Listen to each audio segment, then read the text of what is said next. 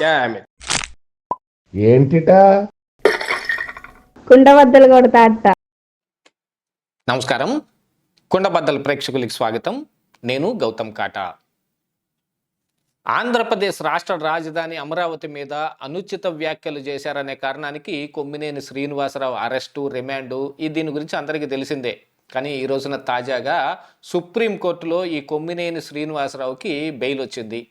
ఆ బెయిల్ వచ్చిన దగ్గర నుంచి చాలామందిలో వస్తున్న అనుమానం, ఈయన సుప్రీంకోర్టుకి ఎందుకు వెళ్ళాడు? మరి ఇక్కడ సెషన్స్ కోర్టులో రిమాండ్ విధించితే మరి హైకోర్టుకు బెయిల్ కోసం వెళ్ళాలి, అలా కాకుండా సుప్రీంకోర్టుకి ఎందుకు వెళ్ళవలసి వచ్చింది? అక్కడ సుప్రీంకోర్టులో కొమ్మినేని శ్రీనివాసరావుకి బెయిల్ ఎందుకు వచ్చింది అనే అనుమానం చాలామందిలో ఉంది.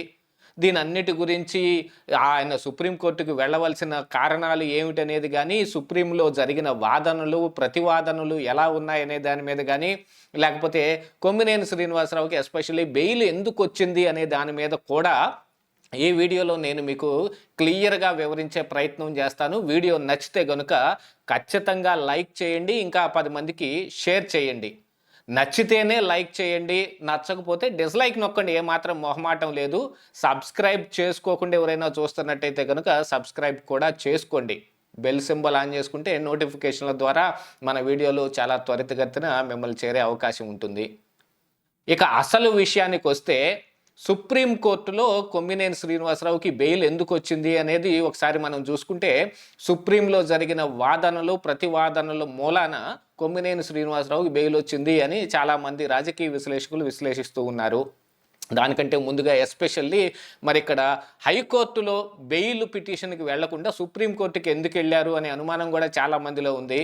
హైకోర్టులో కూడా బెయిల్ పిటిషన్ వేసినా మరి ఏం అనుమానం వచ్చిందో, ఏం జరిగిందో తెలియదు. కానీ సుప్రీంకోర్టులో కూడా చాలా పెద్ద లాయర్లతోటి కొమ్మినేని శ్రీనివాసరావుని కాపాడుకోవటం చాలా ముఖ్యం, ఈ కొమ్మినేని శ్రీనివాసరావుని ఇప్పుడు బయటకు తీసుకొస్తే తప్ప వైఎస్ఆర్ కాంగ్రెస్ పార్టీ పరువు నిలబడదు అనే గట్టి కృత నిశ్చయంతో సుప్రీంకోర్టు దాకా సుప్రీం లాయర్లను పెట్టి మరి వైఎస్ఆర్ కాంగ్రెస్ పార్టీ ఆయన బెయిల్ పైన తీసుకొచ్చారు. ఇక మరి హైకోర్టులో బెయిల్ పిటిషన్ ఉన్నా కూడా మరి సుప్రీంకోర్టులో ఎలా తీసుకున్నారు, రిట్ పిటిషన్ ద్వారా ఏమి జరిగింది అనే దాని మీద కూడా కొన్ని అనుమానాలు వస్తూ ఉన్నా, మొత్తానికి దాన్ని ఆ పిటిషన్ స్వీకరించడం జరిగింది. దాంట్లో బెయిల్ రావడం కూడా అయిపోయింది. ఇక వాదనల విషయంలో చూస్తే కనుక ఇందులో కొమ్మినేని శ్రీనివాసరావు, కృష్ణంరాజు అనే జర్నలిస్టు, వీళ్ళిద్దరూ కలిసి అమరావతి పైన కానీ, అక్కడ ఉన్న ఆడవాళ్ల పైన కానీ, అక్కడ సెక్స్ వర్కర్లు ఎక్కువగా ఉన్నారు అనే దాన్ని డేటా చూపించటం కానీ, అక్కడ ఎయిడ్స్ ప్రబలంగా ఉందనే ఒక ప్రచారాన్ని వ్యాప్తి చేయటం కోసం చేసిన ఒక పని. దీన్ని కృష్ణంరాజు మాట్లాడిన యాంకర్గా ఉన్న ఈ కొమ్మినేని శ్రీనివాసరావు వారించలేదు, దానితో పైగా నవ్వుతూ ఉన్నాడు, ఇంకా దానికి ఒత్తాసు పలికే విధంగా 2-3 అదనపు మాటలు కూడా చెప్పాడు. నేను నిజంగానే ఇంగ్లీష్ పేపర్లో చూశాననే మాట కూడా చెప్పాడు. అంటే అది నిజమే అనే అర్థం వచ్చే విధంగా ఆయన ప్రవర్తించాడు అని దాని మీద ఇక ఈయన అరెస్ట్ తర్వాత ఇప్పుడు సుప్రీంకోర్టులో దీనిపైనే వాదనలు జరిగితే, సుప్రీంకోర్టు అక్కడ దేశవ్యాప్తంగా బ్రాడ్గా ఉండే దీన్ని తీసుకుంటారు. ఇప్పుడు ఆంధ్రప్రదేశ్ రాష్ట్ర హైకోర్టులో అంటే యాక్చువల్గా అయితే న్యాయం కానీ చట్టం కానీ దేశంలో ఎక్కడైనా ఒకటే, కానీ జడ్జీలు చూసే దృక్కోణం కానీ, వాళ్లకున్న పరిజ్ఞానం కానీ, దీంట్లో వాళ్ళు ఎదురుగా ఎక్స్పెక్ట్ చేసే కేసుల్లో కానీ అక్కడ కోర్టుకి తేడాలు మనం చూస్తూనే ఉన్నాం. ఎందుకంటే సిబిఐ కోర్టులో గాలి జనార్దన్ రెడ్డికి శిక్ష విధించబడినప్పటికీ మరి హైకోర్టులో వచ్చేటప్పటికి ఆయనకు బెయిల్ వచ్చింది. కోర్టుకు ఒక న్యాయం మారిపోతుందా అని ఎవరు అనాతి కాని పరిస్థితి. కానీ ఉన్న దీన్ని ప్రకారంగా వీళ్ళు ఉపయోగించుకునే ఆ లాని ఉన్న వెసులుబాటుని వీళ్ళు ఉపయోగించే విధంగానే ఇప్పుడు రిట్ పిటిషన్ ద్వారా సుప్రీంకోర్టుకి కొమ్మినేని అంశాన్ని అక్కడికి తీసుకెళ్లారు. దీంట్లో మరి కొమ్మినేని శ్రీనివాసరావు ఇలాంటి వ్యాఖ్యలు చేయలేదు కదా, ఆయన కేవలం మోడరేటర్ మాత్రమే కదా, కృష్ణంరాజు మాట్లాడిన మాటలకి కొమ్మినేని శ్రీనివాసరావు బాధ్యత ఏమిటి అని జడ్జీలు అడగకపోరు. కాకపోతే ఇక్కడ ఏం చెబుతారు ఇక్కడ లాయర్లు అని అంటే, మాట్లాడింది ఆయనే అయినప్పటికీ గాను ఈయన వాటిని వారించే ప్రయత్నం చేయకపోగా హీ వాజ్ లాఫింగ్ అని చెప్పారు. ఆయన నవ్వుతూ కూర్చున్నాడు అంటే దాన్ని సమర్థిస్తున్నట్టుగానే అర్థం కదా అని లాయర్లు వాదించడం జరిగింది. యాక్చువల్గా ఇక్కడ ఇప్పుడు ఆంధ్రప్రదేశ్ రాష్ట్ర పోలీసులు నమ్మిన అంశం ఏమిటి అని అంటే, ఈ కొమ్మినేని శ్రీనివాసరావు, కృష్ణంరాజు ఇలా సాక్షి టీవీలో కూర్చొని మాట్లాడటం వెనక ఒక దురుద్దేశం ఉంది, ఒక కుట్రపూరితమైన ఒక ఉద్దేశాన్ని పెట్టుకునే వీళ్ళు ఆ పని చేశారు, కృష్ణంరాజుకి వీళ్ళే స్క్రిప్ట్ సప్లై చేశారు అనే అనుమానాలు కూడా పోలీసులకు ఉన్నాయి.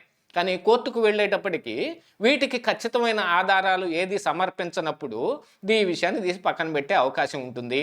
అప్పుడు ఖచ్చితంగా కొమ్మినేని శ్రీనివాసరావు మాట్లాడిన మాటలు, కృష్ణంరాజు మాట్లాడిన మాటలను మాత్రమే పరిగణలోకి తీసుకుంటారు. దాని వెనకున్న ఉద్దేశాలు ఏమిటి అనేది కోర్టులో సరిగా ప్రొడ్యూస్ చేయని కారణానికి మరి ఆ వ్యాఖ్యలను మాత్రమే తీసుకునే అవకాశం ఉంది. ఇక లాయర్లు చెప్పినట్టు ఆయనకి నవ్వొచ్చింది, నవ్వాడు అనేది కూడా చెబితే, ఆయన మాట్లాడిన మాటలకి ఈయనకి నవ్వొస్తే ఏమిటి, ఇప్పుడు అందులో ఉన్న ఉద్దేశం ఏమిటి అనేది కూడా ప్రశ్నించడం జరిగింది. నవ్వినంత మాత్రాన ఈయన దాన్ని ఏదో సమర్థిస్తున్నాడని కాదు కదా అని కోర్టు ప్రశ్నిస్తే మరేం సమాధానం లేదు.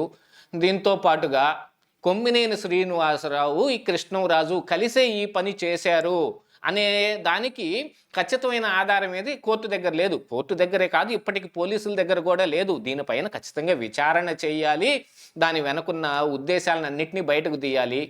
కాకపోతే ప్రజా కోర్టులో అయితే గనుక, అంటే చట్టం న్యాయం ఏ విధంగా ఉన్నప్పటికీ ప్రజలు అర్థం చేసుకునే తీరును బట్టి ఈ నాయకుల మీద కానీ, ఆ పార్టీల మీద కానీ, ఆ మనుషుల మీద కానీ ఉద్దేశం ఏర్పడుతుంది. ప్రజా కోర్టులో అయితే మరి కొమ్మినేని శ్రీనివాసరావుని, కృష్ణంరాజుని దోషిగానే చూస్తూ ఉన్నారు. కానీ చట్టపరంగా ప్రతి ఒక్కరికి కొన్ని హక్కులు ఉంటాయి. మరి హైకోర్టులో పిటిషన్ ఉండగానే మరి సుప్రీంకోర్టుకి ఎందుకు వెళ్ళారు, అక్కడ జరిగిన మతలబ్ ఏమిటి అనేది మరొక వీడియోలో నేను ఖచ్చితంగా దాన్ని వివరించే ప్రయత్నం చేస్తాను. ఎందుకంటే దాని వెనక ఇంకా చాలా స్టడీ చేయాల్సిన అవసరం ఉంది.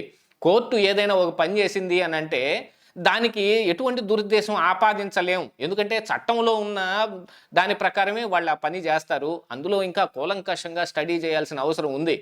అలాంటి ఒక ఇది ఉంది కాబట్టి మరి సుప్రీంకోర్టులో కూడా రాష్ట్ర ప్రభుత్వం తరపున ముకుల్ రోహత్గి, సిద్ధార్థ లోద్రా లాంటి వాళ్ళు వాదించారు అని అంటే మరి వాళ్ళు ఈ మాటని అనలేకపోయారు కదా. అందుకని దాంట్లో ఇంకా కూలంకషంగా పరిశీలించాల్సిన అవసరం ఉంది.